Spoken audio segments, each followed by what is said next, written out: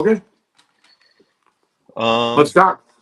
Let me just make sure you're broadcasting to your audio to the world. Yeah,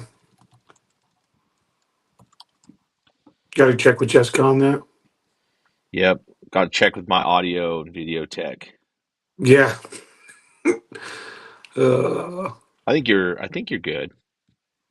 I'm gonna I just mean, I think you figured it out since the last time, right? yeah, yeah, yeah. So I'm going to assume Aaron's not getting on because he went up to uh, do a couple things in IP with a group that,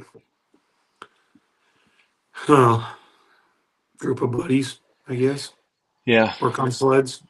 We had a long Um, night. I got home at 5 a.m. yesterday, or this morning, I guess, I think it's from when my working on kids sleds. my kid went to bed last night.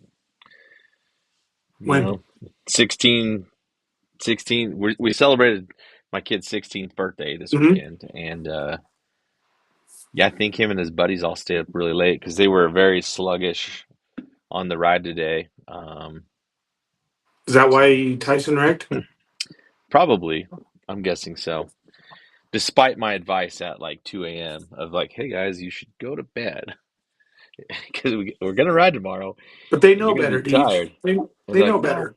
we're 16. We know everything. Like, okay. Sure they do. Sure they do. Or don't. Yep. It was the Rhino How's he Rally. feeling? He's good. He's sore. He's got some road rash all over him. It's in the trailer. He's just wearing his t-shirt and his shorts, and he puts his knee braces on and his boots and his helmet and a chest protector, my chest protector, because he forgot his, and he's like, I'm just gonna wear this. I'm like, you're gonna goon ride today?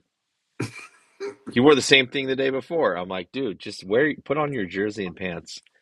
And today he found out why we wear that stuff because his body is torn up. I mean, he'd probably still be torn Yeah. up with the jersey, but Well, you wear yeah, protective gear for a reason. it it's true. So Just like we wear protective gear sledding for a reason. yeah, the Rhino Rally was in St. George this weekend, so there was 500 million dirt bikers, which was awesome. The weather was good. Weldon raced. I opted Yeah, it to looks not like he did race. good. He He did did. He got awesome. second in his class, but That's I sweet. told him if he shows up to the Knowles Sprint Enduro, I'm gonna murder him. You're gonna beat Um, him? oh yeah, yeah. So we'll see if he shows up or not. March 22nd, Knowles Sprint Enduro. Bring the heat. Um, we're gonna be in Arizona. Are you gonna yeah, come down after that? yeah. My kids go on spring break, I think, right after that. So we would like to get down there and do some riding. It's the area around there looks really cool where your property is. So That's pretty cool. Kids have a good time. They've been talking about it. They're excited. yeah, So cool. Well, I guess we got some viewers, so we'll no fire it up. Aaron. That's Yeah, unfortunate. Aaron was going to come on and he was going to talk about some very pressing things he wanted us to talk about with avalanche education. And I was actually going to not even bring up avalanche education Yeah, until we're until until I don't know how many of you saw, but oh, snowmobilers were what were you guys doing this weekend? Like, dudes, come on. Avalanche, avalanche, avalanche, avalanche. Just crazy amount of avalanches, some deaths even. To be honest, I kind of checked out this weekend. I turned my alarm off. I slept in. I did my thing, and I didn't look at the weather. I tried not to pay attention to social media, but all I saw was carnage with snowmobilers and avalanches. So what? Tell me what happened. What went down? I don't even know what went down because we went out. Well, first off, we started the weekend off teaching a rescue course, right? Yep. So that's how we start our weekend off, which was awesome. Doing it in our permitted zone here in Idaho, right? Which is a Nice. sweet zone. Um, Me and my little bro Randy taught a group of 10, and Aaron and Drew taught a group of 7. So we broke up into two different groups and went out on Friday. So that was awesome. And then Saturday, me and Aaron go in. like reading the forecast, and we take a group of buddies up into sheep, and um, we read the forecast. So, Hmm. like, I'm preluding this. I know you want to get talk about all the stupid stuff people did, but Let's just no. we Let's went start with the into forecast. Like, let's start with that like because that's the like we important went piece. like we read the forecast. We looked at each other, and we're like, dude, this is the perfect day to go into sheep for the zone of sheep. We've got a moderate forecast on all Yeah, elevation bands. Um, Pretty much anything tree line and above, there's a persistent weak layer. It's possible and a D2, right? And this is the type of conditions that, you know what, let's go tread lightly in yep, avalanche terrain, right? yeah, And tread lightly. So, and that's what we did. We played around in some areas that there's days I mean, we touched slopes that have killed people. We did. But we sat and we had communication before we got up there. We put one person on at a time. We stuck to our guardrails, which was don't start. We're not getting into start zones today, right? yeah, The forecast doesn't really have anything as far as remote triggering being an issue. So, those run out zones we're okay with playing around in, but we weren't getting into the start zones, and we were going to avoid the track for the most part, right? But yeah. start zones were a no go, which gives a ton of freaking mountain to ride, right? It really does. Yeah, especially snowmobiling. Like so much fun. And then the snow's deep. It's like crazy deep. Like I went back and looked at my track, and you know how Onyx gives you the little slope shading on your track, Yeah, yeah. right? Dude, I barely saw a hint of yellow in a couple of spots, right? Hmm. And which puts us into that like 25 degrees. And we were doing bow ties, reentries. Aaron's not on here, so I can say it. He was getting stuck. Um, Yes, yes. we were getting our buddies stuck left and right that we took up in there, putting people out of their comfort zone. And we never even touched a 30-degree slope, right? You don't have to. No, no, but we went up into the terrain that potentially has that, right? Yeah, And so, but we talked about it like there's a hill. Um, that's caught a couple of guys in the past because they've been on it at the wrong time, right? yeah, yeah, And me and Aaron sat there and talked about it. All right, it's like, hey, let's talk about this for a second. Where do we got to be to trigger this? Well, we'd have to be there. Okay, are we going to get there? Even if we could, no, we're not going there. Where can we go? Well, I'm comfortable with you going to here. Let's not go past there. As long as we stay here, I feel comfortable we're going to be good because we're not getting to that bubble, yeah. right? We're not playing around on the bubble. We're not touching the bubble. We're avoiding that bubble altogether. And dude, it was steep terrain. It was freaking fun, technical tree riding terrain, right? Then we come home and see the disaster, right? We get back into cell service, and oh my gosh, what? Holy crap, Jay! How many avalanches were triggered by snowmobilers? Do you think on Saturday? I lost count. Um, I mean, I think there were at least four big incidences that happened. Obviously, there's that huge one in Colorado. There's a photo I just put up on the screen here, guys, and yeah, This yeah, is on this this is the slope. one where the guy drops the crown. Yeah, yeah, the whole No. the whole crap show Oh my unfolds on gosh. this one. There was two snowmobilers that got into an avalanche up Snake Creek. Surprise, Mhm. surprise. They got Never, airlifted off the never, dude. mountain. They Yeah, don't. They never, don't do that. never. Never. Um, Do we know these two by chance? Do you know who it was? I haven't done any research to figure it out yet, but I'm sure. Actually, I don't know. It, there's been a lot of people. There's, 25, 30,000 registered snowmobilers in this area. And when it snows, there's a ton of people. Um, so I'm not totally sure. I even heard that up in one of my favorite zones today, um, another outfitter group that does sled ski access, our buddy Weston, his wife's Hmm. company, Inspired Summit, they witnessed some snowmobilers in a zone I really love to ride. Started an avalanche today, and she was like, "Hey, was that your crew?" And I was like, "Nah, nah, Sean nah." did.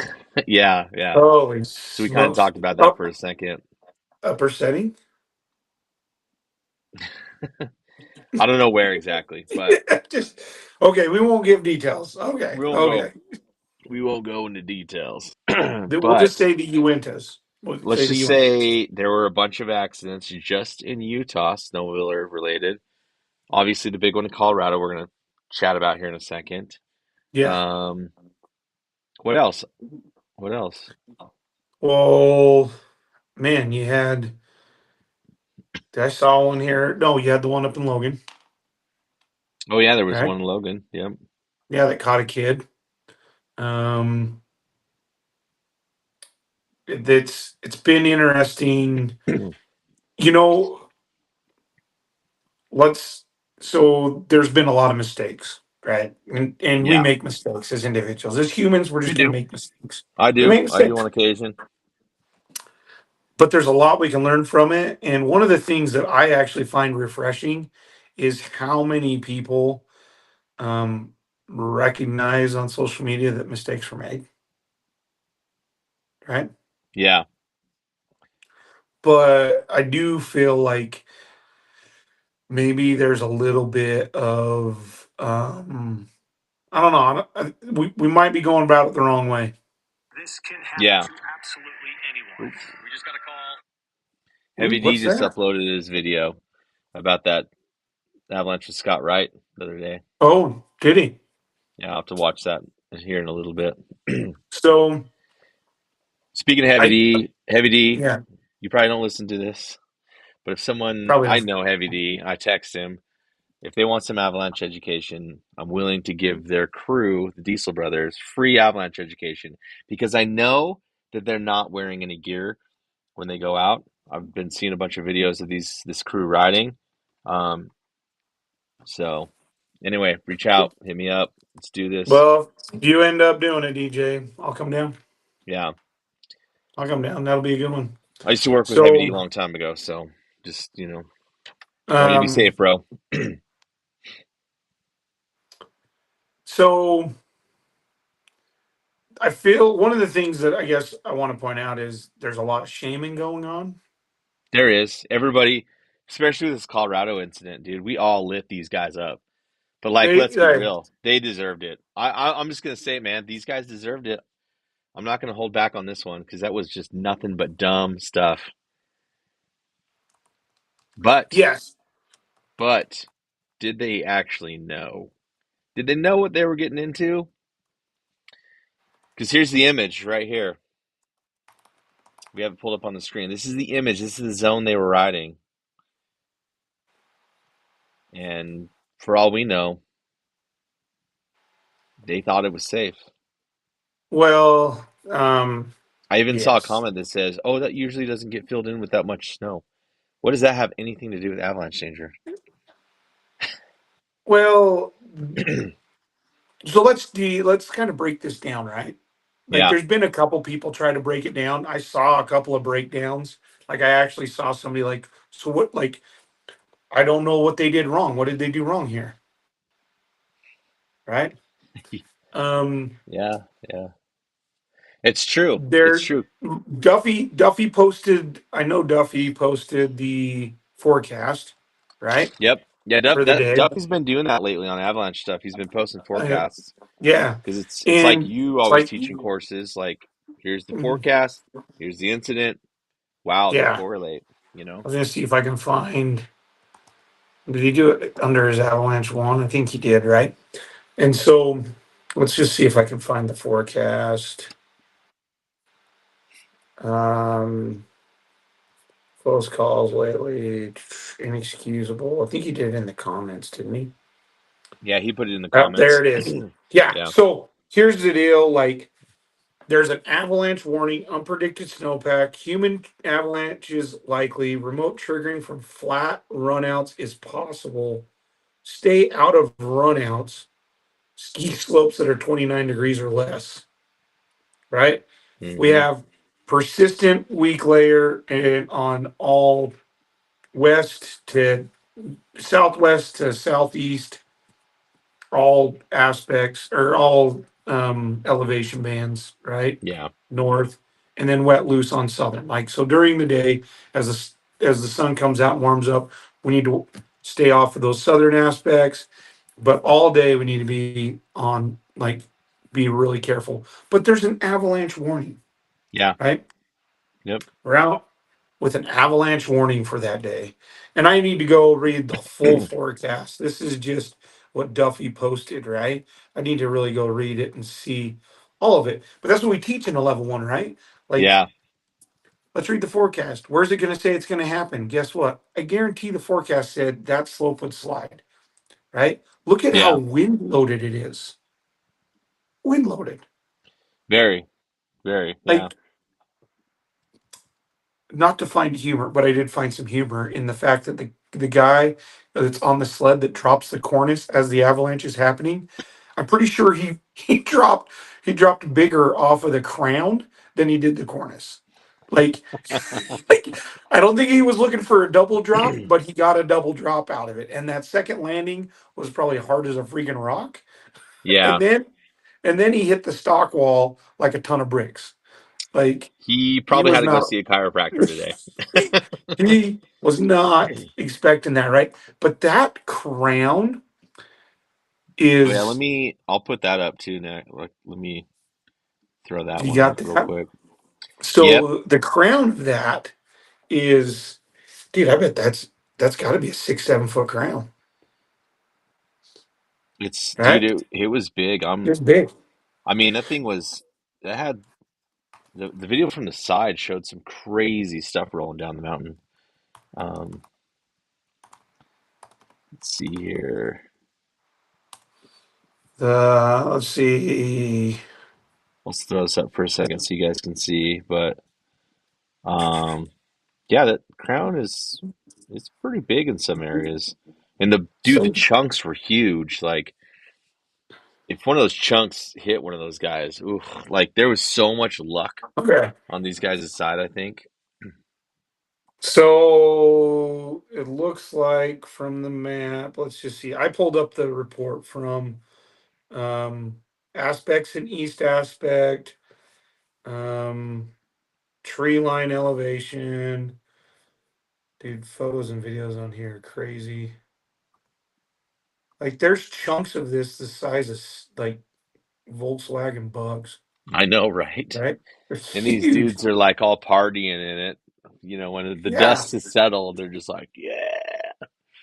I mean, I would be stoked too if I wasn't, you know, dead in an avalanche and something like that went down. Oh Um, yeah. but I mean, I don't know who these guys were. I don't know, what they're feeling like today. It'd be interesting to hear. So four Um, were caught, two were partially buried. Nobody was injured, dude. That's crazy. they almost buried like 10 people on the bottom I of the know. slope. Dude, Dude, so many people were sitting in the debris field. It just like okay, so let's so let's talk about the bad, right? I guess I got diverted because I wanted to learn a little bit more about this specific avalanche. They don't have all the information I'd like. I was hoping they're going to say crown size. I mean, they did say it was an R3, which means it could have gone bigger, Oh yeah, right? It could have gone yeah, bigger. D2, which probably closer to D2.5. If it would have went bigger, it probably would have been a D3. Um, but these like what can we learn from this, right? yeah, So there's a group of people standing at the bottom or in the bottom in the run out zone. yep, Just a bunch of sledders hanging out in a run out zone on an avalanche warning day. Yeah, what was the forecast again? What did it say? It said it said remote triggering was an option, Deej. Hmm. It Okay. said this is just a screenshot off of Duffy's phone. Unpredictable snowpack, human triggered avalanches likely. Remote triggering from flat runouts is possible. Wow. Where So were these? that's pretty sensitive snow. Yeah, and where were like six people at on their sleds hanging out Hanging out in the bottom. Just hanging at the out, run man. out, just hanging out in the run out zone, right? Then you've got two groups of riders that are on top. Um, a group of four snowmobilers were climbing one at a time from the bottom up to the cornice, turning around, then riding off the cornice. Group two was riding on the slopes to the north. Group three was watching from the bottom of the slope. So you got three separate individual groups of sledders banging this slope, kind of. One group's just kind of hanging out at the bottom. Um, Three riders from Group 1 were sitting on their snowmobiles about 10 to 15 back from the edge of the cornice, waiting for the fourth rider to join them at the top. The fourth rider had just crested the top of the cornice when they felt a collapse. The snow underneath their machines fell away.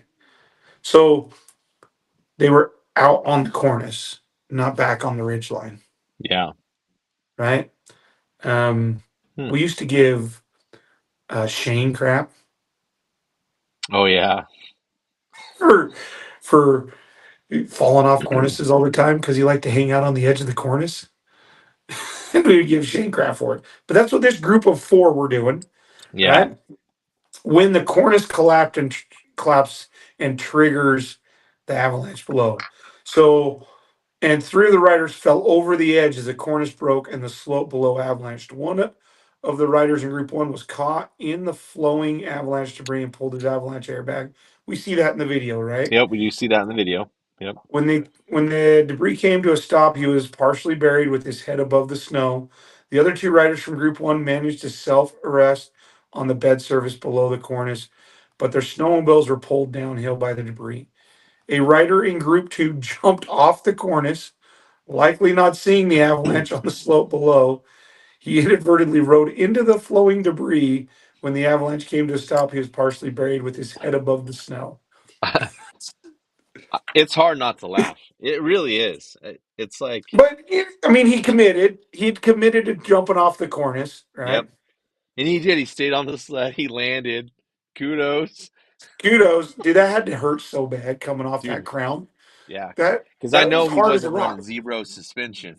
I doubt he was. He's on that stock, and knowing most likely he's on monotube. It looks like a Polaris. He's on those Yeah. monotube Walker Evans, and they're piles, right? They suck so Dude, I bad. can feel that in my back right now. Like my I back know. hurts for him.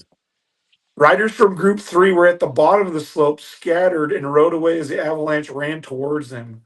No one in Group Three was caught. So, um, just crazy. So, what can we learn from this? Right? What can we learn from this? No, number Um, one, if you're gonna do dumb stuff like this, um, one on the hill at a time. yes, and it sounds like Group One was doing that one at a time. They're going up the Yeah. slope one at a time. They're dropping off the cornice one at a time. That's what it sounds like, right? But still, I mean, if you're looking at the avalanche danger and I'm seeing a D3, dude, I'm not trying to start avalanches on a day that D3s are happening. I'm just not. Like that's asking to die, you know? Like that slope is like when we leave the trailhead, that slope's written off. That's a no Yeah. go zone for the day. But I mean, Right? it all starts there. It starts at the beginning of the day. Like when we're in the morning, we need to have conversations about the avalanche forecast, the weather, and we need to make decisions before we leave the trailhead Yes. on those things, right? And Yeah. on a day like that where I read the forecast like that, I would certainly be like, you know what? That's off limits. Yeah. That's not that day. Like if we rolled up there and me and Aaron, like we did when we went riding on Saturday, we would have looked at that slope and said, Nope, not worth Yep. it. Why? Because here's the consequences. Here's where our problem lies. Here's what the forecast told us to watch out for. And that is that hill right there. That hill, Yeah. Yep. right? Yep. And so there's a bunch of tracks on it. How many times have we seen avalanches where there's been a bunch of tracks laid on a slope? Oh, dude, all the time. All the time. All the time. I ran So I across think some they dudes the other day in Utah, and I'm like, what are you guys doing? You know, tracks they had don't no mean idea. safe. They don't mean safe, So right? And so I'm just gonna read this real quick. A D3 avalanche could bury a car, destroy a small building, or break trees. Like what? If you read that, which I'm guessing these guys didn't read the forecast, but if you read that, I mean, would that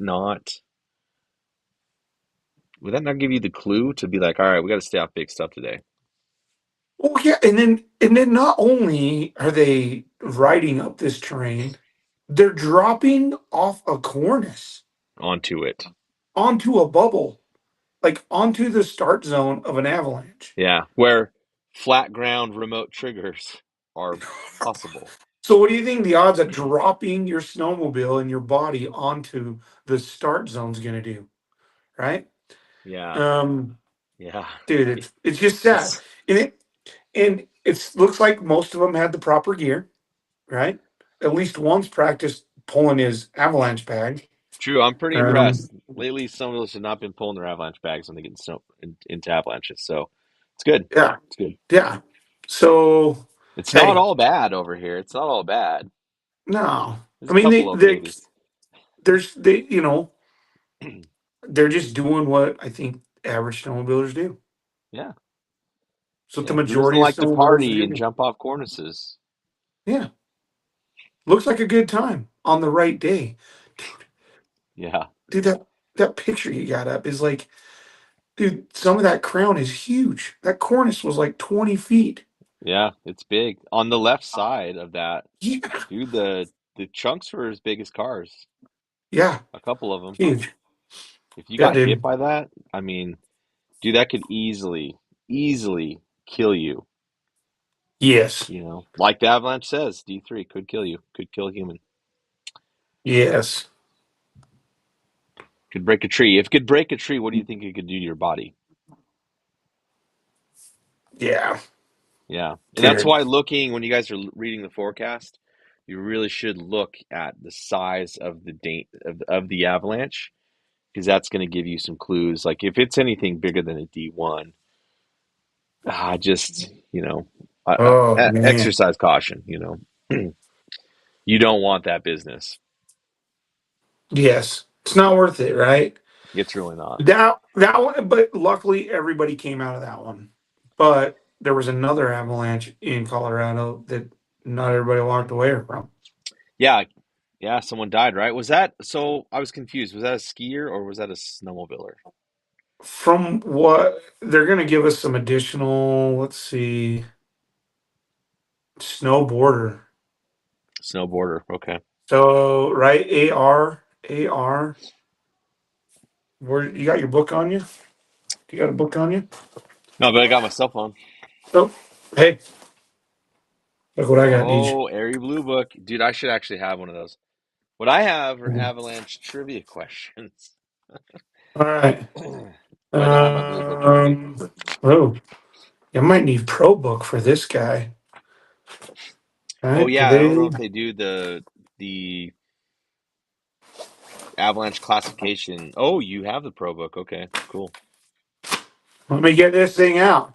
Guys, this has all the So, answers, okay? All the okay. answers are So, within this book. Let me see if I can find a photo of. classifications right here. Yeah, they don't have. I don't have that. And well, and at the end of the day, as a recreational user, you probably don't need to know this stuff. But as a professional, you do, right? Yep. So AR is snowboarder, and it was unintentional. So it's an ARU. Um, so, but again, what was the forecast for the day?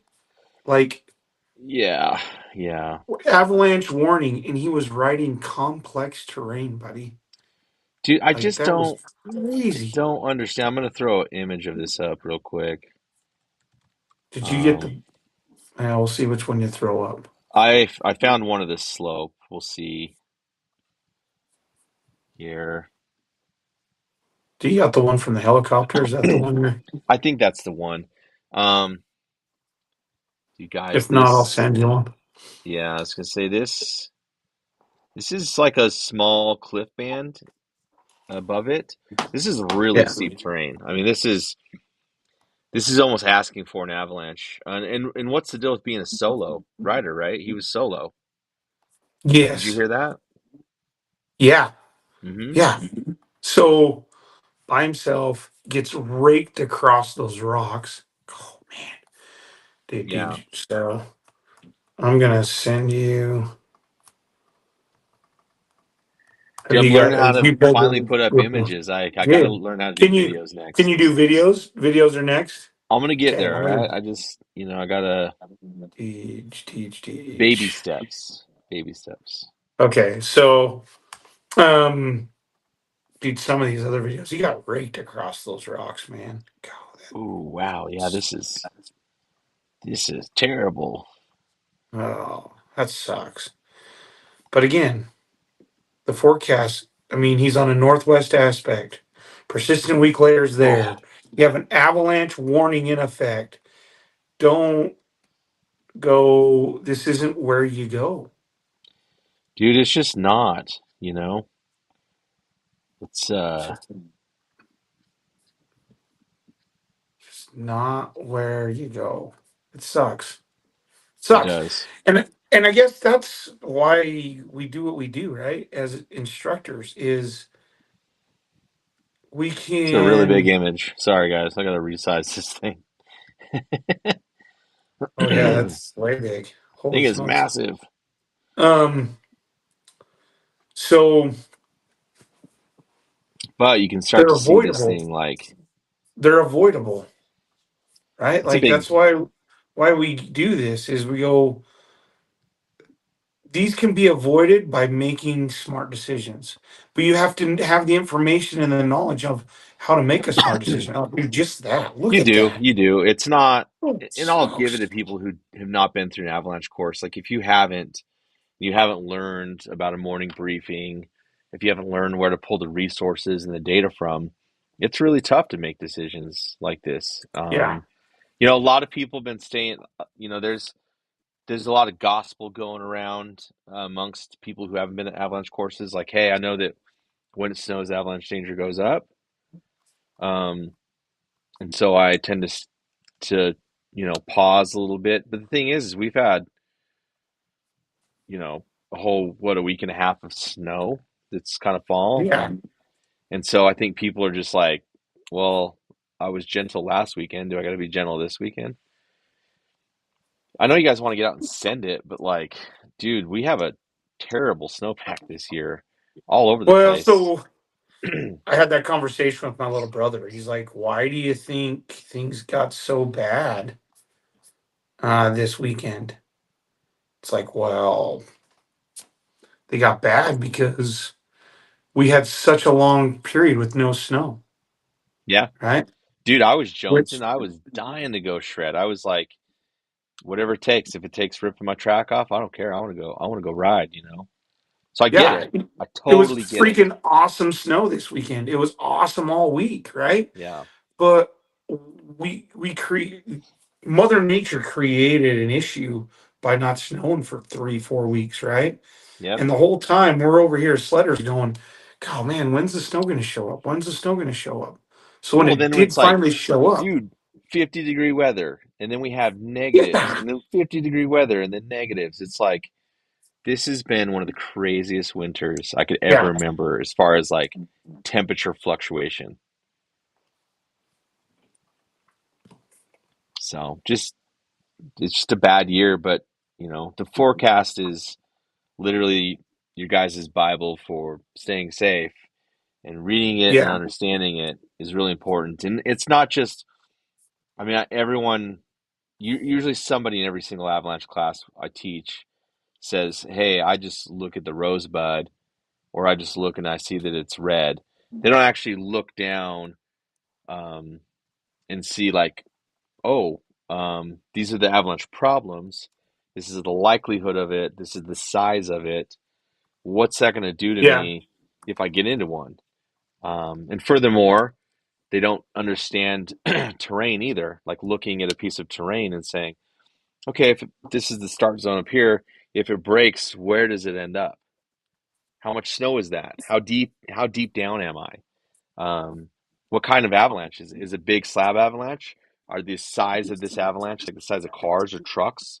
Is it going to crush me to death? You know, or what sort of terrain traps lie below that? Am I going to get whacked into a bunch of trees? Am I going to be buried deep in a creek or a gully? Am I just going to go for a really long ride down the mountain?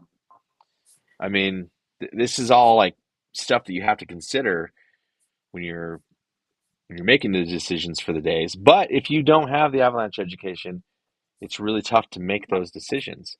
It's hard to say, "Hey, we're going to play it safe today." Like, how do you play it safe if you don't know what these things are? And I go back to, like, I felt like before I took my rec level one, I mean, we're going on 8 years ago. Before I took that, um, or, like, I thought I knew. Like, I Yeah. thought, well, I knew how to read a forecast. I thought I understood what they were meaning. Um, but I didn't, Yeah, like, it wasn't even until my pro courses that I really started understanding what the forecast meant and diving yeah. into it. And so, you know, I actually was talking to Duffy this morning a little bit. He was asking me about the Scott Wright incident a couple weeks ago, Okay. and we're chatting about that. And then, you know, I brought up the fact, you know, one of the stats you guys bring in from Idaho about departure checks. And Yeah. Duffy was like, you know, I spend a lot of time talking about departure checks and the forecast. And I think that a lot of us motorized users or teachers are starting to do that now. I mean, it's such an important piece of the course is to go down the forecast, understand it, and then decide for our day out there what the decisions are and how we're going to make them and why we're going to make them. And of course, carrying all the tools to do so. So, yeah, it's you know, I think Duffy is definitely teaching the right stuff. I know we're teaching very similar things, and Well, it's good to hear that. I think we've kind of adapted a little bit too. Aries got the framework. We want Hmm. to build that plan, and we want to focus on giving them something that they can follow to change habits. Yeah. Right? It's important to Yep. have that. They need a step by step process because we got to change our habits. If you don't know what you got to do to change your habits, it's not going to happen. But equally as important is understanding the forecast and being able to make the right decisions off of that. Yeah. And if you can't, um, then how do you make good decisions if you don't even know? And I guess that's I think back. I remember I remember this ride DJ me and Aaron did. It was only me and Aaron. We were on our '05 900 RMKs. We were reading the forecast from Bridger Teton. At this point, they weren't doing a Salt River forecast. They weren't doing a Snake River forecast, right? They were doing a Teton, Togety Yeah. forecast because that's what they were doing, right? Yep. This was almost 20 years ago, almost 18 years ago. And I remember, I want to say it was like a considerable day. Okay. Yeah. And I mean, I don't remember exactly, but I do remember we were having this conversation about where we're going to go ride. And Aaron was pretty adamant, let's go ride Indian Creek. He wanted to ride Indian Creek. And we go up through the Hoback, right? We go up out of Wolf Creek and like get right into the zone quick. And in doing so, you're in a train trap the entire freaking way up, right? Hmm. You're on an avalanche slope getting up and in. You're dropping off an avalanche slope getting in. Like it's just avalanche, avalanche, avalanche, right? And we read the report, and I remember having the discussion. And Aaron's like, I don't think that's what they mean. And I'm like, but I think that's what they do mean. Like I feel like this is a bad plan. And Aaron's like, Yeah, I don't think yeah. that's what it they don't mean that, right? And after our discussion, whether I went, all right, I mean, you're an engineer, I'm just a dumb farmer. I mean, I was going to school at the time, so, um, but I don't want to say I gave into peer pressure, but we did. Like I did. I mean, Yeah. I I said, let's go. Okay, fine, let's go. Like you feel like we're okay. I trust you, Aaron. We're gonna be okay. That's the first time I set an avalanche off. So the Like, dumb farmer yeah, was right. I set an avalanche off. Now, with that being said, it was a storm slab, or not even that. It was it was a dry loose. Knowing what I know Yeah, now, it was a dry loose avalanche, maybe 8 inches. Okay, on a yeah, snowmobile. Like, but I remember seeing it, and it probably more was a storm slab because it propagated, right? Because I do remember like dipping a ski, looking and going, "Oh crap," and seeing the ripple, yeah, right?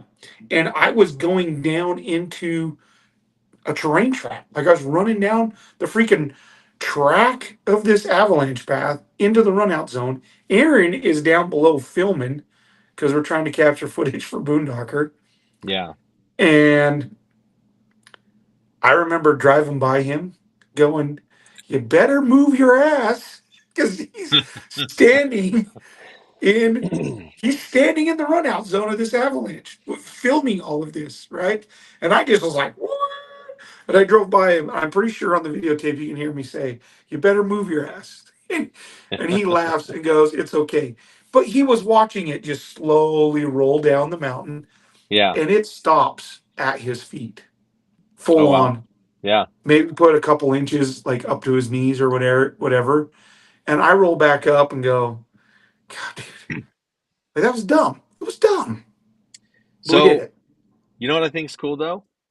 Back when you're riding those sleds, you were having these conversations. People don't have these conversations. Yeah. This is 20 years ago you guys were having these conversations. Yeah. We were People talking about it. don't Yeah, people don't have that. I don't No. see that happening. I walk around parking lots here in Utah and I listen to what sledders are talking about. And it is definitely not about conditions. and, No. I don't and even. and that's like the one thing that has to happen for the day. Like you have to read the report and you have to Yes. decide from that report what you're going to do. Like that's the ingredients for making a successful day out of snowmobiling and not getting in an avalanche. But if you Well, don't know, how are you supposed to do that? And how are you going to get your crew involved in having these conversations if you don't know? Like so, how do we teach you that? Like I mean, you have to come to an avalanche class, but so well, many you got people to come to don't. an avalanche course. So that's what I was going like we don't know. So one of the things I think has been great this year that the Avalanche Alliance has kind of turned. The Avalanche Alliance is doing freaking awesome this year. Oh yeah, dude, Do you agree? they're like pushing every time I post something. Matt's like, dude, tag Avalanche Alliance. I'm like, sorry, Matt sorry, is sorry. doing a killer job. The information they're starting to push out, right? Yeah, Like, hey, it's not about the gear. I mean, you got to have the gear, but if you don't know how to use it, doesn't matter how good the gear is. Doesn't matter if you got the most expensive shovel, transceiver, probe. If you don't know how to use it, right? They're pushing that type of information out. They're yeah, pushing go get on the snow training out, and it's been an awesome transition this year to see that. It's been great. yeah. Freaking loving it, right? No, it is. It's good. And it's kind of funny because I read on some Utah snowmobiling groups on Facebook all the time. Like, hey, this is my name. I want to ride with somebody. I don't have any riding partners on Monday. I have avalanche gear. It's like, well, that's great, but do you know how to read a forecast?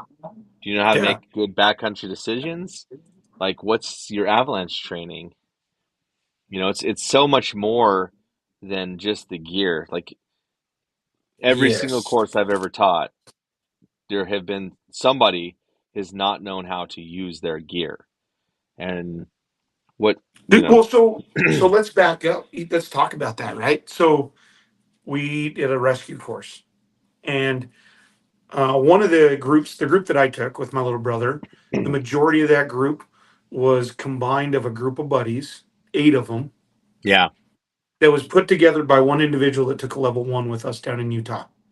Okay, and he's like, after taking his level one, he's like, I want all my buddies to take a rescue course, right? You hmm should put a picture up of like a rescue course.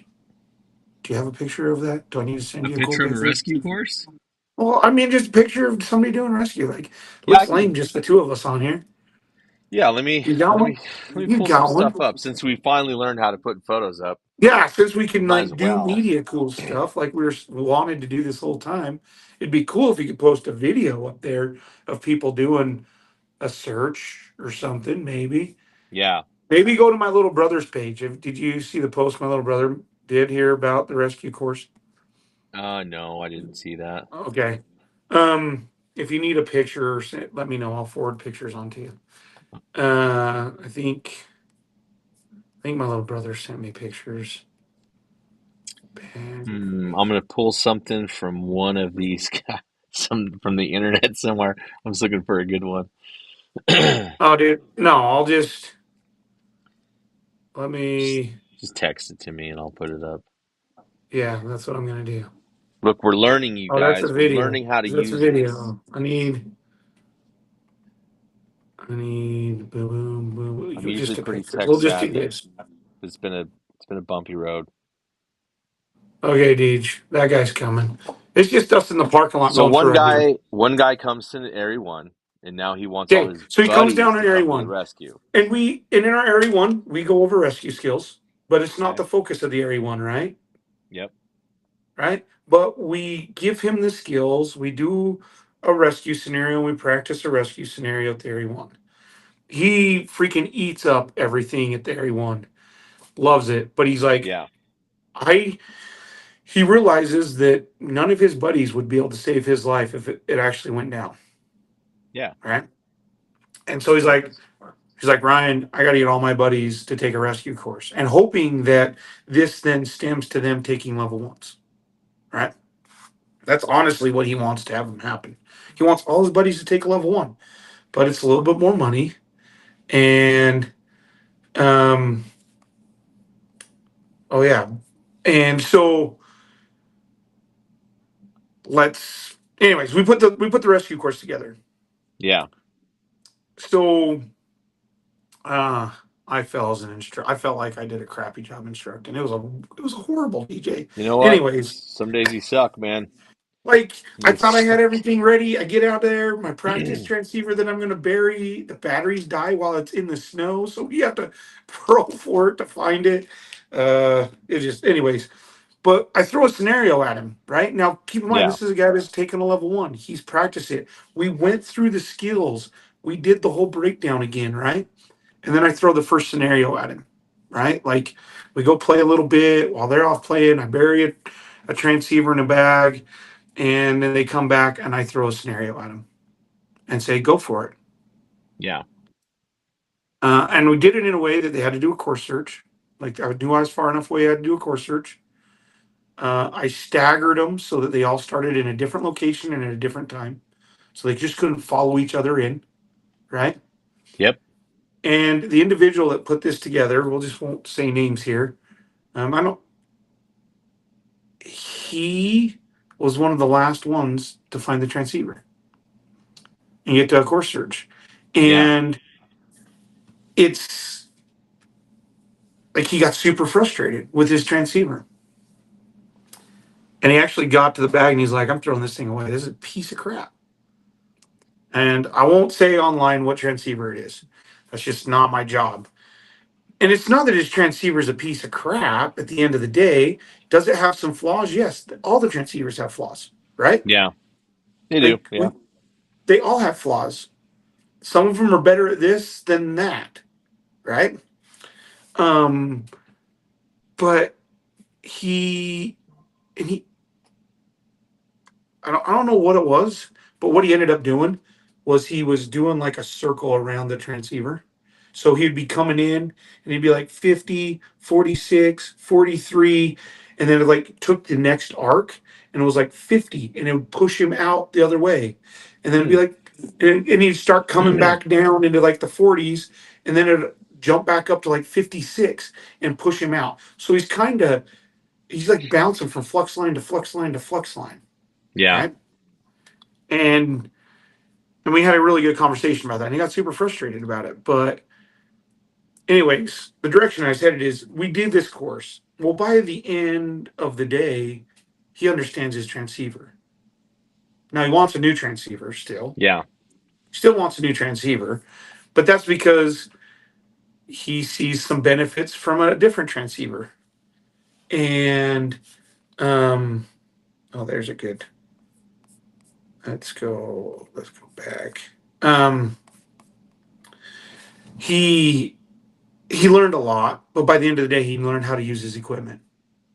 That's what I Yeah, I was think wanting to that's get the from. biggest, probably one of the biggest takeaways I feel that most people have in a avalanche course is they come back and they say, "Hey, I had no idea how to actually use these tools.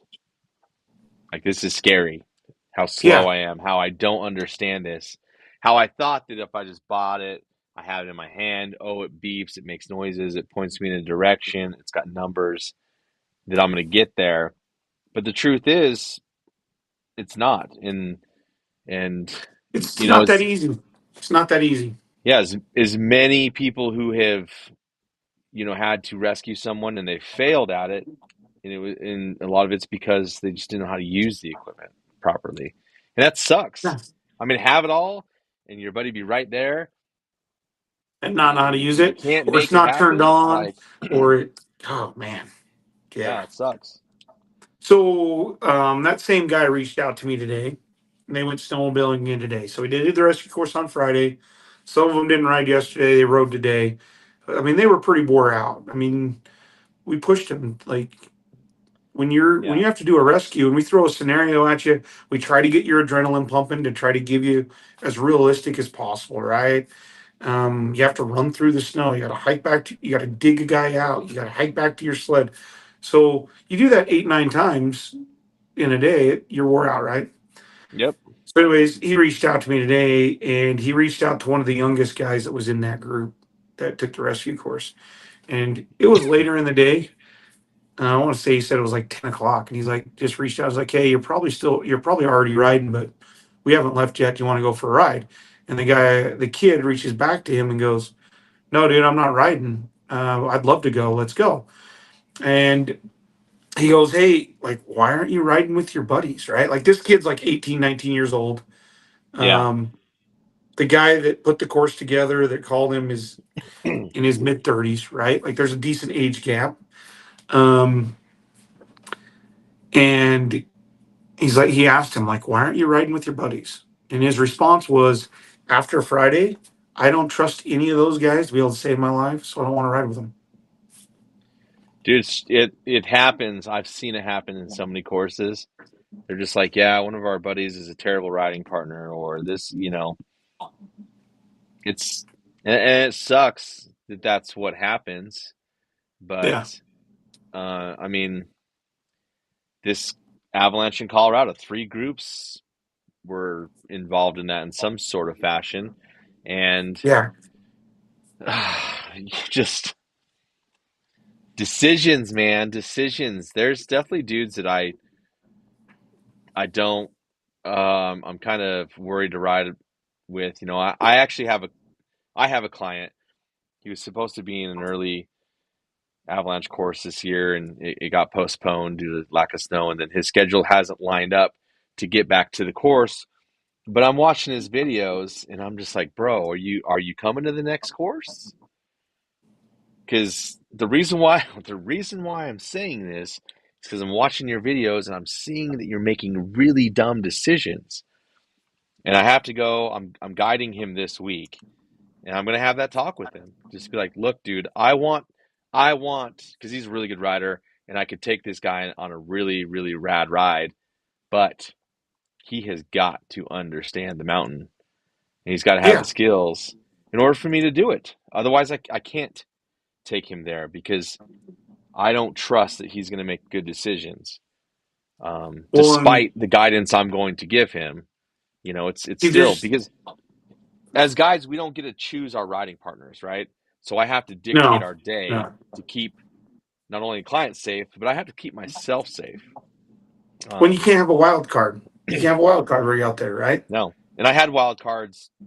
A week and a half ago, I had some wild cards. I got ran over by a snowmobile, and injured. And By the dude, way, that was the greatest. That was top day of the year before me. By the way, DJ, I'm sorry you I missed out, but that day yeah, was you the should best be, day. dude. There's literally a carbide mark on on my tubby suit, like on my neck, like where the back of my neck is. Oh I got man, destroyed. I got destroyed that day, and so as guides, it's really scary. But you just see these videos online, and I'm oh like, do you man. just not know, or you just like don't care? Like which? I think it's a Did bit of both. I sent you the one that was up in Logan, right? No, so tell me about that one. I actually, I didn't I send you the was, one up in Logan. like I said, I was prepared about talking about other crap tonight, and then all of a sudden, when Yeah. snowmobilers Well, just wrecked the internet this weekend. and we probably need to talk about some other stuff. Like this has turned into an avalanche podcast type deal, but it's not what it was fully intended to be. But No, we're the um, mountaineers. We ride dirt bikes, snowmobiles. We do it all. I know. Um, dude, that kid got lucky. Yeah. And I mean, we talked. I know they had that big rally, that fundraiser ride that they were doing up there, the Was peak it to part of that peak. group? Was it part of the I peak to peak deal? I don't know if it was. Yeah, I I haven't sh- heard I was anything on trying to that. look for it here. I thought I sent it to you in Messenger. Did I not do that? The thing that I Maybe loved my was little all brother the did. comments. They're like, "Oh yeah, I ride that all the time. I ride that all the time." I know. Did And you and you know like? what, guys? The truth is, there's not a problem with riding it. It's just what Yeah, day that you're riding it. There's that's nothing the to key. do. Like you can ride any That's terrain, but it comes down to the day that you can ride it and what the forecast is showing and what the stability of the snow is, things like so. that. So let's start to move on, but let's talk about a couple of things I think we need to just clarify. So if you're listening to this, a level one, a motorized level one that Mountain Slayers or Stable Mountain's going to teach with the area based curriculum is going to teach you how to understand a forecast, right? Hmm. It's Yep. going to teach you how to understand how the weather affects the snowpack, right? We will talk about weather. Yes. You're going to get rescue skills. You're going to get Yes. an introduction to rescue skills. I'm not going You to say it's will. a rescue class. It's an introduction to rescue skills, Yep. We can't teach right? you everything in these We two don't have the days. time. Yeah. And then we're going to teach you how to use the terrain to avoid avalanches. That's it. Yes. That's what we do for 2 days, right? We ride We around the give you a, mountain. We look at yeah, terrain. We we have talk fun. about how to avoid it, how to stay away Yep. from it. Does the hazard exist there? What does the forecast tell us about it? All that, right? And we give you the ARI framework, which gives you a step by step Repeatable process process. that you can do every day to get a habit, to form habits, to make good decisions. Yeah. Okay, that's an area. That's a level one, motorized level one, and then we have our rescue course, and that's just rescue. Like we had It's a people full day of asking rescue so many scenarios. questions. It's Yeah, learning how to do a single burial. It's learning multiple burials. multiple burials. It's learning how to Um, properly probe, yeah, shovel.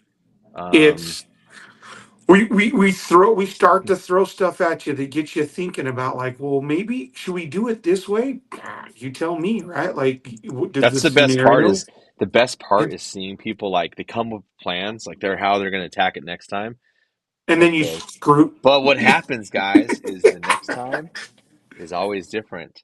So Yeah. what the important thing and what we're trying to teach you is how to use your tools really well so that no matter what's thrown at you, you Yes. got this. You got this. And that's the So whole many point times.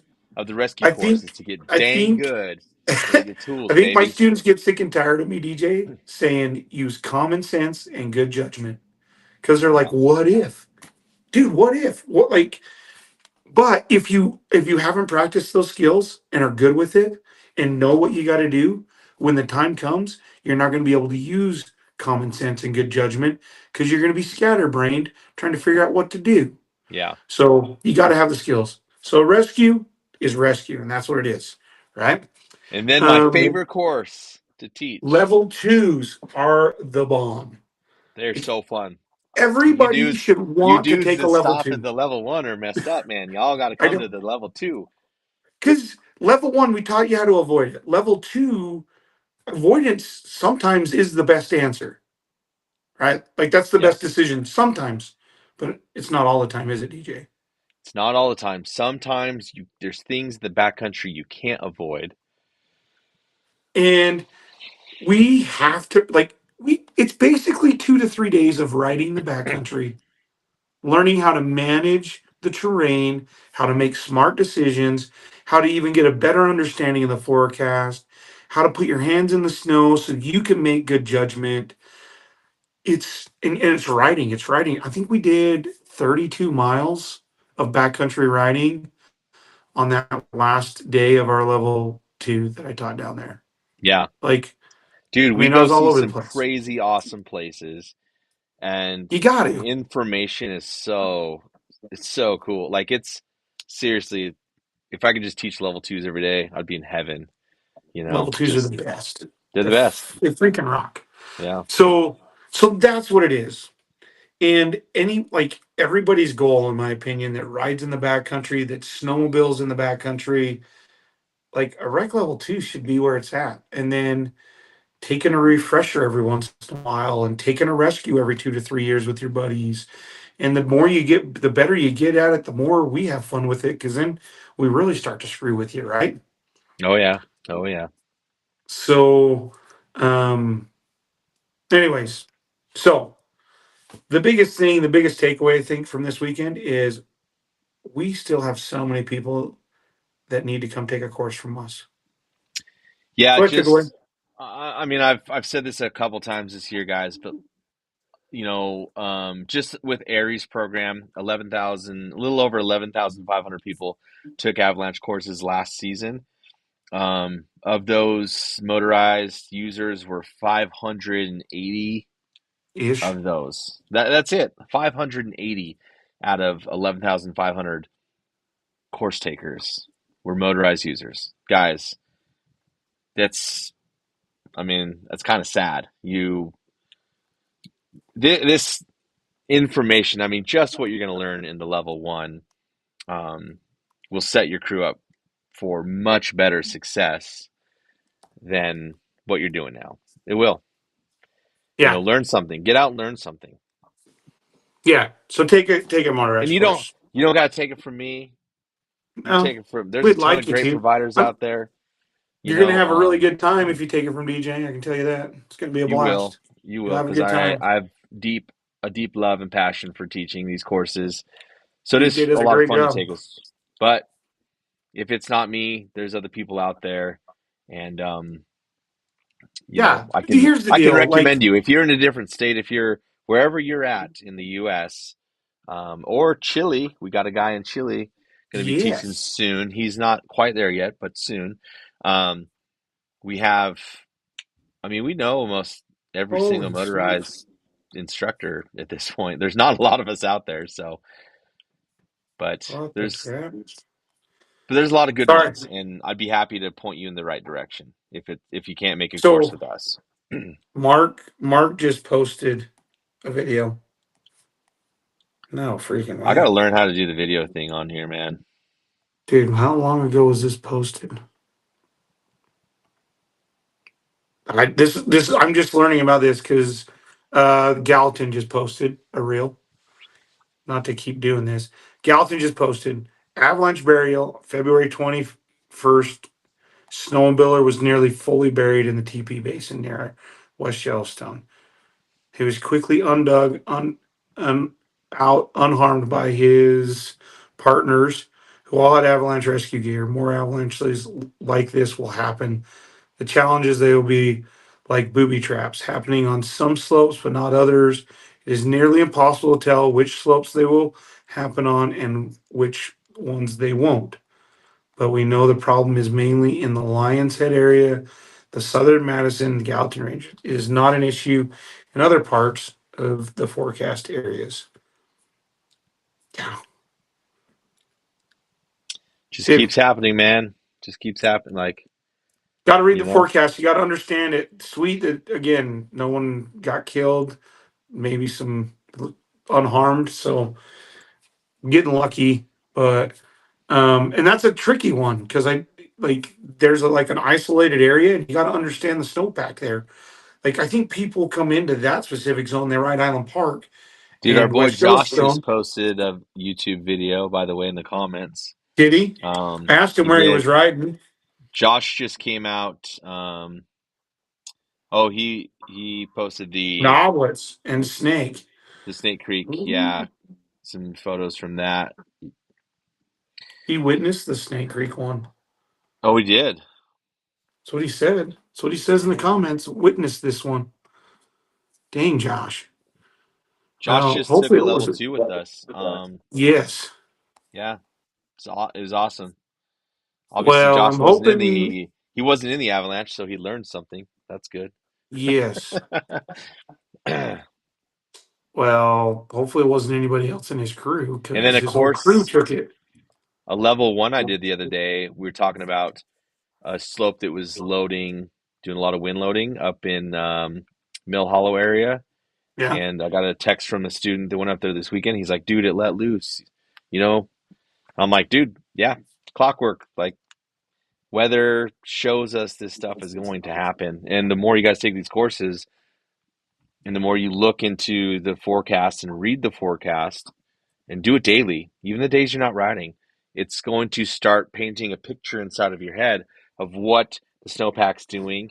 And eventually you're going to know, like, Well, oh, yeah, there's a bunch of wind let, loading this weekend. you're not going to be surprised by it, Yeah, you right? won't be Like, and that's surprised. it. That's the thing. That's it. You just don't get surprised anymore. Yeah. So moving on. What else you want to talk about? Like, let's. Dude, Like, I think I we've don't know. hammered the avalanche thing I to was death. really like, I was so pumped to talk about the new ski-doos. I Oh, was, were you? yeah, I was. Dude, you know So, me, Ski-Doo well, fanboy. Like, come on. I know, but you also, well, we won't go there because I know you like Skidoo so much, and I want to hurt your feelings. I mean, sooner or later, I mean, they narrowed it up to a 32-inch stance. So now it's That's right, inside the baby. panels. So the skis are inside the panels. Do they want Mm, you to elevate her easier or panel out faster than you already do, or what? Like, I what's the mean, goal there, DJ? I mean, let's talk about like slope angle here and where a so, ski actually sits. and, well, I thought you were going to go with are your skis ever even on the ground? It's going to be a Terrebud Skidoo. The skis never touch the ground, so who cares about what ski stance is? Exactly. Exactly. You don't got to worry about it when you got that much horsepower. Yeah, sure, that's what it is. No, Oh, we'll have to, I mean, it's been over an hour, but yeah. yeah, we'll have But to, the I don't Skidoo know, deal, we'll talk guys, about drop some Skidoo. comments. Drop some comments. What do you want us to talk about? So We want to hear from you. Josh said that the one was a father and son launching Oh, yeah. cliffs on Patrick sketchy Warburton, terrain. I just dig holes. Yeah, we know. You got a 3-2 Polaris track. All you do is dig holes. Dude, his stuck from Monday. He would have been past vertical if we went any more straight up and down. And it was fun. It was fun riding with Patrick. Patrick had a good time. That's good. He Uh, needed it. He needed it. I think I don't know. Maybe I want to say I might have put him out of his comfort zone. If anything, I pushed him. I That's pushed good. him. He needs it. He I needs think it. Sometimes it's not the ride you want, it's the ride you need. yes, and I pulled a couple of lines I was pretty proud of that day. That I was like, I don't think anybody's following that. And there were two specific lines that nobody followed. They all found a different route Yeah. because I think they saw it and went, BS, Ryan, you can go pound sand. We're not following you.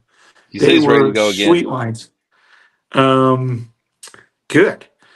It was a good time. I had a ball. It was freaking awesome. And I got Weston twice. I got him twice, DJ, twice. First off, he tried to follow my trench, and his little Skidoo turbo couldn't follow my trench. He got Yeah. stuck in my trench because, I mean, we won't say why, but he was on a Skidoo. And then I had another line through the trees where you had to do a couple little pops through the trees. And the first pop got him. He didn't do it tight enough, and he got into a tree, and I got him. And I came back like, yeah, got him again. You ever seen that clip, that Reno 911 clip, where the guy's doing they're doing like the sobriety test, and he's like, and they're like, bump, bump, bump, bump, you know? Oh yeah, yeah. Sometimes I think about that in trees because it's like bump, and then I had to bump, and I bumped, Well, and I fell over. Oh, you oh, know? yeah, that's yeah. I've got to lose some weight. I have decided that like teaching avalanche courses the last 3 years and not going riding. Yeah. Because I mean we ride, but we don't push each other when we're riding. Yeah, When we're normally teaching this time of avalanche year, I'm courses. like shredded and I I look know. really good. Guys, I mean, but now avalanche Yeah. courses, I'm kind of like, "Ugh," you know? So I pulled a couple of things like that ride with Weston on Monday. God, man. During our rescue course, I took a quick rip up through the trees. I did a bow tie above a couple of trees, came back in. My ski like went tick, tick, tick, off three. Like I thought Yeah. I was like, oh, it was so close to just eating shit. Like just taking trees out. But I just skimmed the side of the tree. My ski just like pop, pop, pop. And I came back up and went to the top. And I was like, oh man, if I was riding better, I would have tightened that up and I wouldn't have been so close to the trees.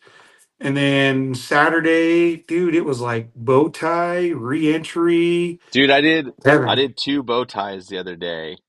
Bow Yeah, tie, and then hit another bow tie, and I was like, yeah! Like, I've been waiting the yeah. whole season to pull that off, and I've failed and So failed and freaking failed fun. and failed. But Yeah. I made it happen the other day. It felt really good. Really I good. need to get some video from the buddies that were filming me. Afraid it's not going to look too good, but I pulled out like I feel like I did pretty good on Saturday. Yeah. So that's been fun. It's been fun riding. Uh, there was plenty. I mean, we could talk about my Snow West fiasco, my Snow West Oh Forms my fiasco, gosh, we could. but Snow West Forums. Dude, that could take a whole night though. The pirate guide. Oh, this dude. I but I hope he got watches banned. I got this. banned. You did. So You got so banned, bro. there was a part of me that was like, oh man, I got banned. You know, I don't know, DJ. I Like, actually have it on my Insta 360, Patrick. So I do have proof of this ooh, do double bow you? tie. And then I Yes. went to do another one and I was like, this ain't gonna work. And I threw it back to the right. Was not happening. The triple was not I didn't. happening.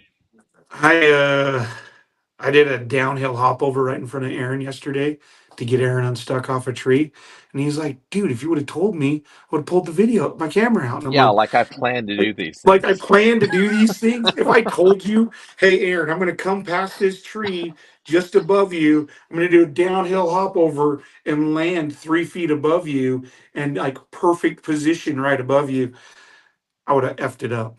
I would have Yeah. totally screwed it up. I just did it. Um, so yeah, there's no video proof of that one either. Just for all you know, I'm making shit up. hmm Uh, hmm I will say this, DJ.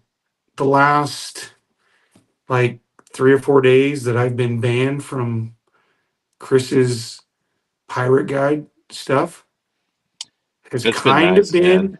been kind of liberating a little Yeah, bit. I don't even know if he's posted anything, but I'm like, he sweet. has. He's Has he? posted some. Yeah, yeah. Because I didn't get banned. They just Yeah. deleted. They deleted all my It's comments just and the called me an comments. idiot. They're like, "You're an idiot," and I'm like, "All right, we can't have mature conversations here, so whatever. No, some of those If I'm guys an were. idiot, I'm an idiot.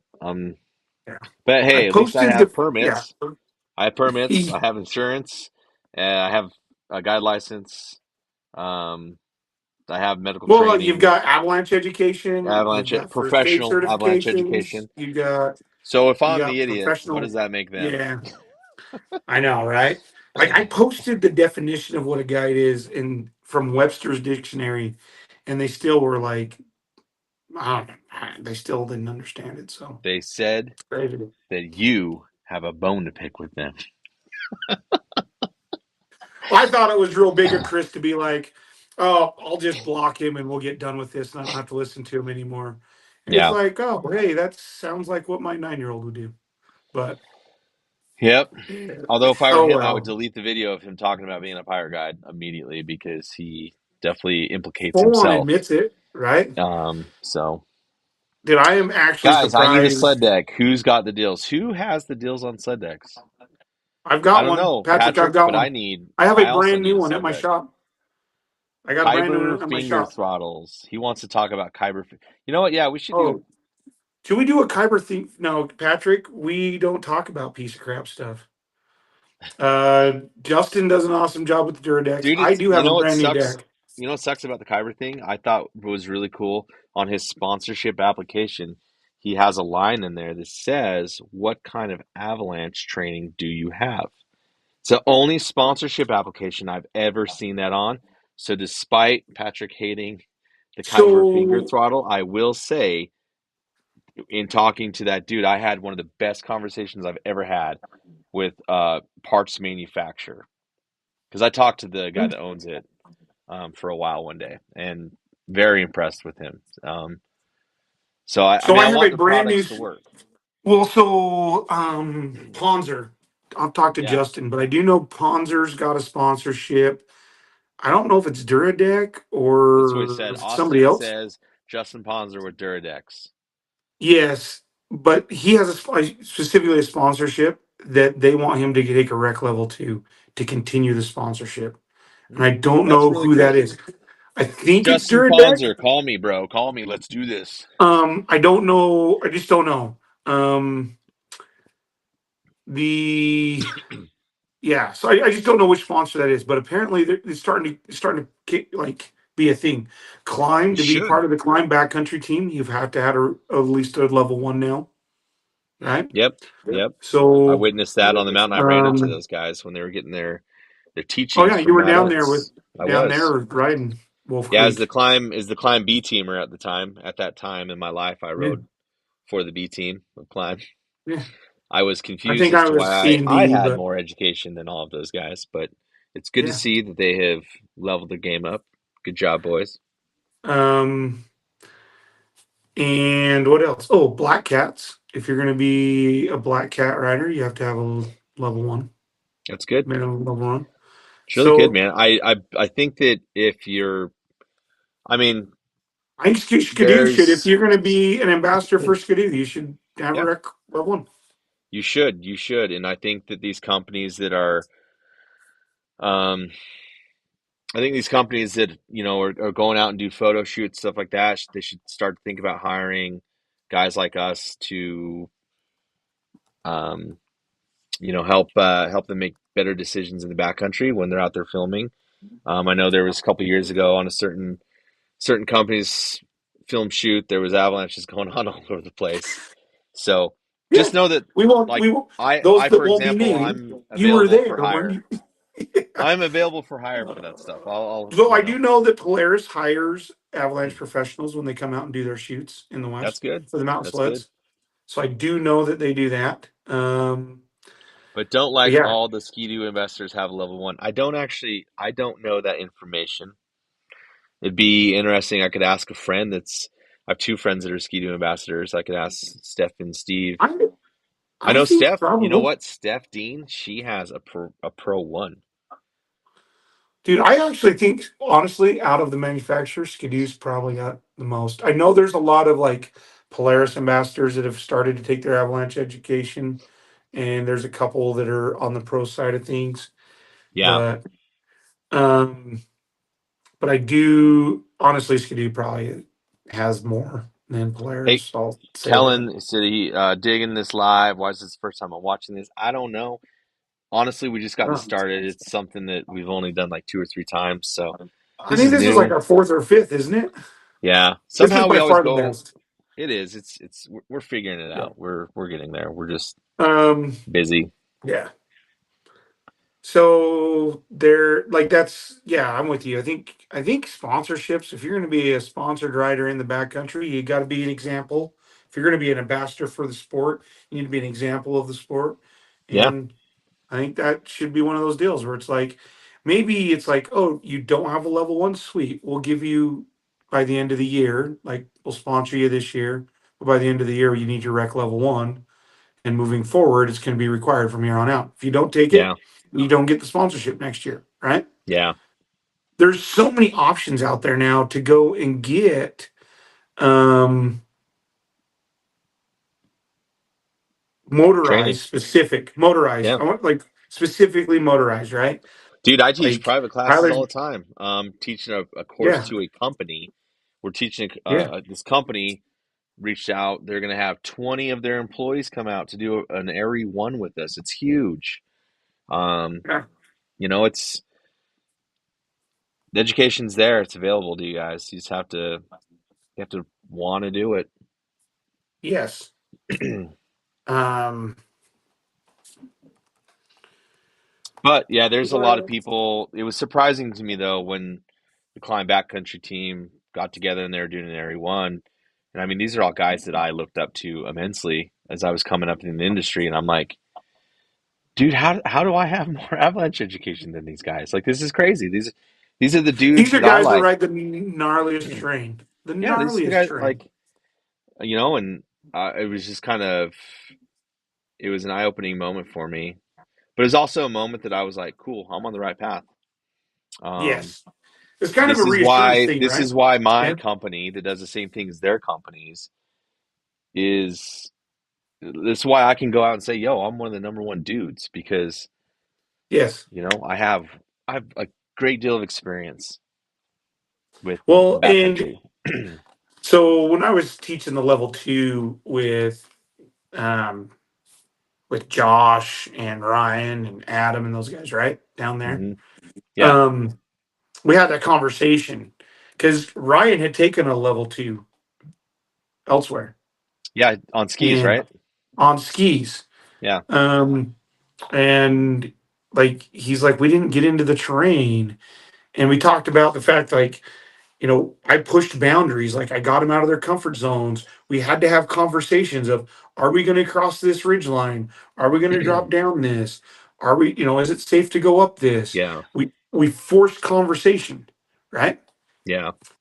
And at the same time, I played around. I snowmobiled. I had a good time.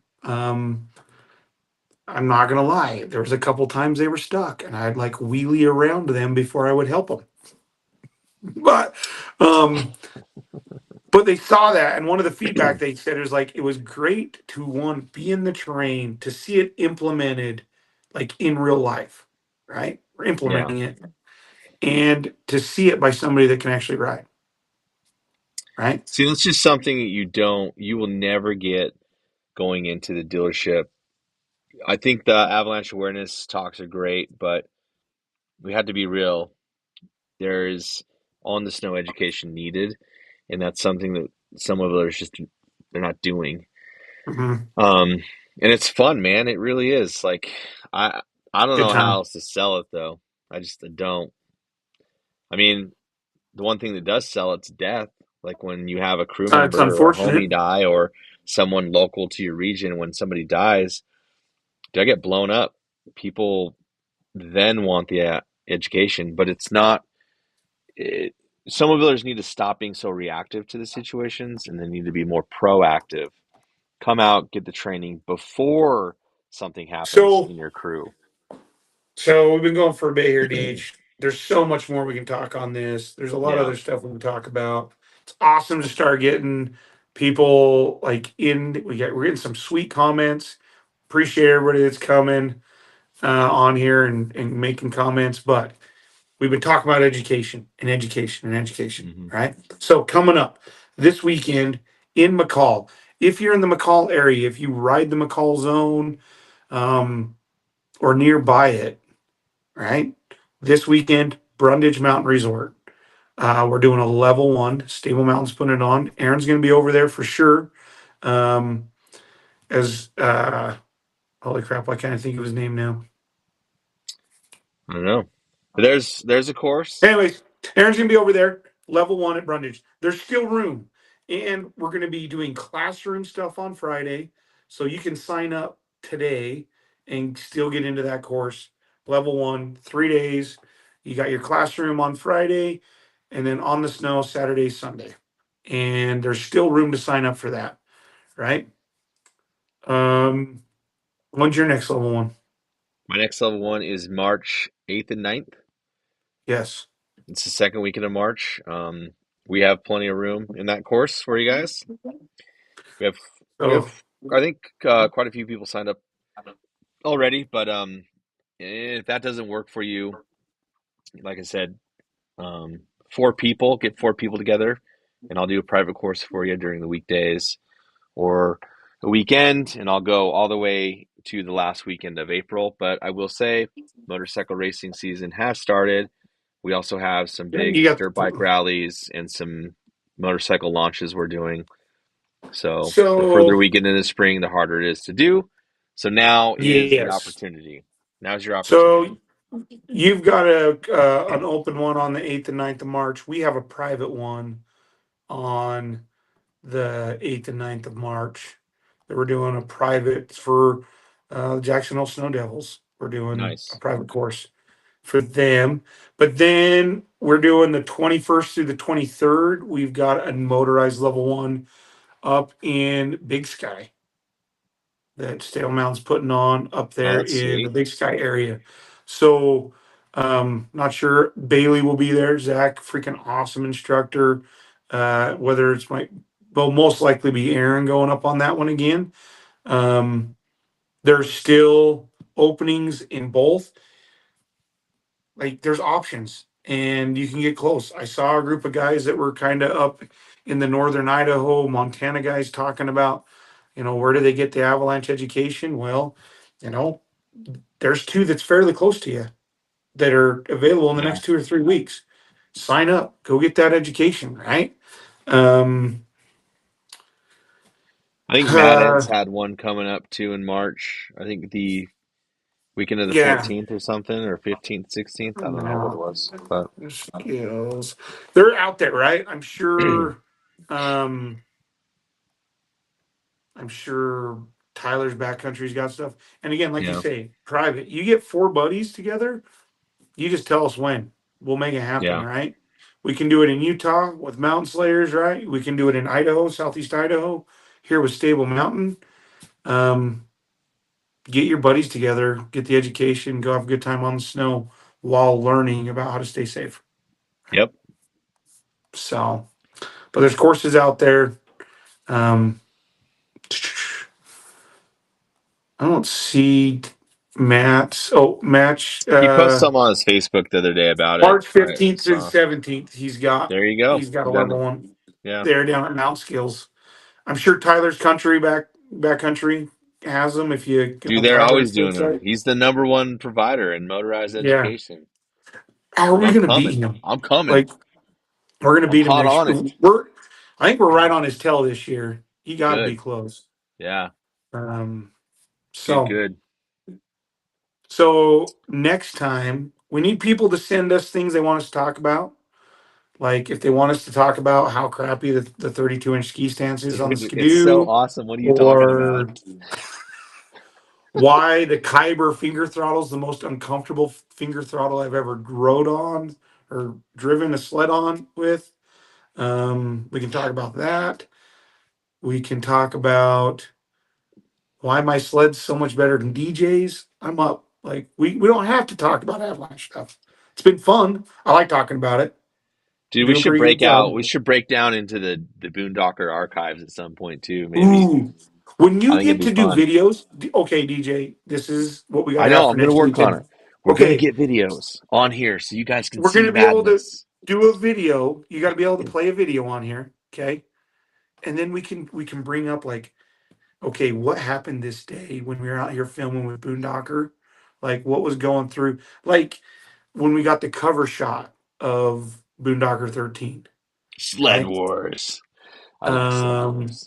Sled Yeah, wars are no, fun, there's a lot right? of things, guys, and as we transition, I'll probably start talking about Do dirt bikes dirt. once we get into spring more. But we'll talk Yeah. about everything on here. Not just lately. It's been a lot of avalanche education, but Ooh. it's been a very spicy year for Oh, put avalanches, this and one a down lot's on happened. your list in your notes, DJ. Medical gear side of the Oh backcountry, yeah, that's a good medical one. training and stuff.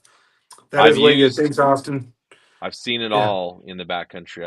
I've seen everything yeah. from people dying That that was a to question we had at our rescue the course. Is like, snowmobile yeah, handlebars. The mountain strap is the number one killer of chins, and Aaron, we Aaron have broke butterfly his stitched jaw on those one of bad those. boys up all over the place. Yeah, I like it. I love it. I love it. I love it.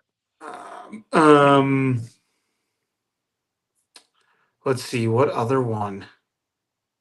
Oh, oh, yeah, we had that question come up at our level one. Like, what medical training do we recommend? Right? Because yeah, you need to have that in the Dude, the backcountry. thing about it is, yeah, yeah. This is another A little bit. topic. We'll Yeah. talk about medical stuff later, but We can talk about turbo kits. We can talk about a lot of stuff. yeah, So let us know what you want. Shoot me or DJ either a message, a text, because guys, comment on this video. we're like, I Yeah. promise you that we're snowmobilers and not just avalanche instructors. Yeah, we actually ride. I got to get some video proof of it one of these days, but I do ride. I I do do ride. ride. I'm actually guiding every day this week. I'm gonna ride Dude, that's every day. awesome. And dude, I got Good banger video. riders every single day. I got really good guys coming out all week. I'm pumped. So, So you're going to get off the trail, you're telling me. oh yeah. Oh yeah. And good sized groups, like 3, 4 guys each day. So perfect sized groups. We're gonna have a lot of fun. It's Awesome. gonna be a good week. Awesome. Yeah. Well, we got things to talk about next weekend already. Mm-hmm. So, um, and Aaron will be over in McCall. Maybe he can join us from his He rescue won't. or his level Aaron one. never gets on here. He's rude. I hope he's Uh, listening. And I hope he heard me say that. But he's working on a skidoo right now, so his life sucks. see, the problem is he doesn't, you don't have to work on ski-doos that much, so you No, don't get a lot of no. practice So doing it. this skidoo, no. The problem is he's got to put new reeds in a skidoo. Look, buddy, I've had Um, fleets of ski-doos and I've had fleets of and Polaris's, and I can tell you that I spent um, way more time working on sleds well, here's what when we I had learned about the Polaris's. skidoo. Here's what we learned about the skidoo recently, DJ. Mm-hmm. Is Mm-hmm. the skidoo engineers have put so much around all everything that you don't see the problem. And Mm. so if you can't see Mm. it, it's not a Okay. problem, Okay. Yeah. right? Like how Yeah. many people skidoos don't leak oil, right? They don't leak oil. That's I mean I hear Mm. that all over the internet. Skidoos don't leak oil. You want to know why they don't leak oil? Because it gets caught in the dang belly pan where and it's hidden by 14 different shields and you can't see it. But guess what? It's leaking oil. I guarantee it. It's just this mass pile of oil in the belly pan. That's where it is. That's engine lubrication, okay? No It bull crap. It's lubricates the leaking. engine. That's all Skidoo did was they made this little catch pan in the belly pan and then they hit it so that Skidoo people feel like their sled doesn't leak oil. No. That's it. No, I'm not buying it. I'm not That's, buying it. that's, and then like we can pull a motor out of and you can tell me that it's because you have to do it so often, You do. but That's I can pull exactly a why motor out of a Polarises are easy Polaris to and work put on it because you back have in, to do it all the time. completely rebuilt, ready to go, back in the sled 6 hours. 6 hours from start to Well, finish. when you got to replace your motor that often, it better be But a easy. Skidoo, holy smokes! I think it took 9 hours to get the motor out. Well, don't blow it up. They blow up. Skidoo motors blow up. Very, very rarely. I've let one motor go in my ownership Well, of Ski-Doos. it's been very common on my end. So Well, it was more common when I had I'm gonna. Polarises. Was it? I'm gonna agree to disagree. Hey, you get with me when we'll just go ride some Polaris country and see what you Mm, think. okay. Maybe you need that new Skidoo, that 26. with the 32-inch front end, so you can keep up with my Polaris that's Dude, I'm floating dying around to on ride. I'm 36. dying. I'm like, Steve, are you gonna get a prototype? Please, please, Steve, get a prototype. I want to ride it. Steve won't let you ride it. He's seen you ride. No, he let me ride it. One day, I don't know if I should say this, but when the G5 came out, he had the prototype, and Yeah, I left him with my Polaris. I was like, hey, I'll be right back. Just take this yeah. Polaris. And this is right in the infancy So of me why going isn't back to Steve riding the Ski-Doo. Polaris then? He should be on his Polaris So he like, hits me on because the he radio. gets free Hey, sleds from Steve. my dad just ripped a track off. I got to go help him. And I was like, oh, okay. So I rode this G5 prototype the whole freaking day. And then at the end of the day, I was like, yeah, here you go. I guess I'll take my sled back. And he was just like, he was dealing with like towing sleds out all day and stuff Oh, like that. oh, It was awesome. DJ, read Josh's What? comment. Read Josh's comment. I just gotta say, I don't. That that solves was. it. The debate's over. The debate's over. I'm just saying. I'm just saying. Josh knows. Josh knows. He was So there. he was there. He He was there. It saw was it. a tiring day. We pulled a ski-doo up a hill. Yeah, It was blown up, but it had a hard life. The it rider that did. owned it Paul rode that thing like a wet dog. he rode it into the ground, quite Yeah, literally. So, yeah. That's the first time I've pulled up to a snowmobile on the snow and seen green snow around a snowmobile. dude, it was green, it was brown, it was orange, it was It was red, every color of the rainbow. the whole rainbow of I don't know what he did. colors. That thing. And Oh, he sent me a photo. There's a did hole he? in the block. Is that what happened? Did he Yeah, punch a rod through dude, it or he what? punched a straight up hole through the block. Uh, and a lot of it does have to come down to dealer, like Yeah, Kellen dealer says. support is very important. Yeah, You know, Ski-Doo has yeah. the best dealer support. Maybe where you're at. Um, but Yeah, I live in I Ski-Doo country, baby. Ugh, no. I actually think number there's more one. Polaris sold in Utah than Skidoos. In fact, I'm pretty sure Dude, nobody even. There's like three guys that ride Polaris this year. there is definitely. It's like a 4-to-1 ratio in Southeast Idaho. 4 Polarises for every Skidoo. I think I Well, know that. That's fact. that's that's That's fact. weird because Ski-Doo is the number one selling Yeah, in the mountain sled. trails, out in the Mountain trails, sled. No, they're the out in the number one trails. selling mountain sled. No, on the trails. I know, but they It sell the changed. mountains. Polaris Well, it's Polaris was because forever. Polaris was forever. The because stats are out. because You they've can go got look the them up. expedition that's a 24-inch wide track, 198 inches long, and they No, call it a we're mountain talking sled. about the mountain But segment. Just the they mountain call it a segment. mountain sled because it fits the category of a It long ass just track and super wide, and so they sell a bunch of them and they call them show me mountain this sleds. data. Show me this data. I got it. It's like a 5-to-1 Polaris to Skidoo, like No, 5 Polarises it's for every not. one Skidoo. It was a long time ago. But But if you then go to the Polaris, rolling but then hills of Polaris was like, Canada, "Hey, if you hey go to the guys, rolling hills we of gotta, Saskatchewan we and gotta, we like gotta fix our like bar eastern ends. Our bar Alberta, ends are on yeah, recall. Oh, hey guys, our gas tanks are blowing up. Hey guys, your our bar ends, you clutches are can't even blowing hang up. on to your Hey sled. It just guys, like it's like a wet noodle. dude, I was getting like stacks like this deep of Nah. mail every month from Polaris, being like, oh, hey, this Polaris has a fuel pump problem. This Hey, one has a clutch problem. didn't you This one need has a fire this starter out problem. there on the mountain to keep yourself warm when you're wearing that 2B gear? Yeah. That's all Polaris was looking out for you, buddy. They're just looking. Uh, oh Oh man. shoot! All right, get deep, buddy. I gotta go. I gotta go to sleep. I gotta wake up early, Okay. and I'm guiding tomorrow. So, Yeah, I got to be up 5 a.m. See, I'll okay. talk to you at 5 in the morning, buddy. See you, All dude. right. We'll see you guys next week. Yep. And there'll be Yeah. more. Will be There will be more. more. There will be more. Yeah. But Hit us hope up. Leave some comments.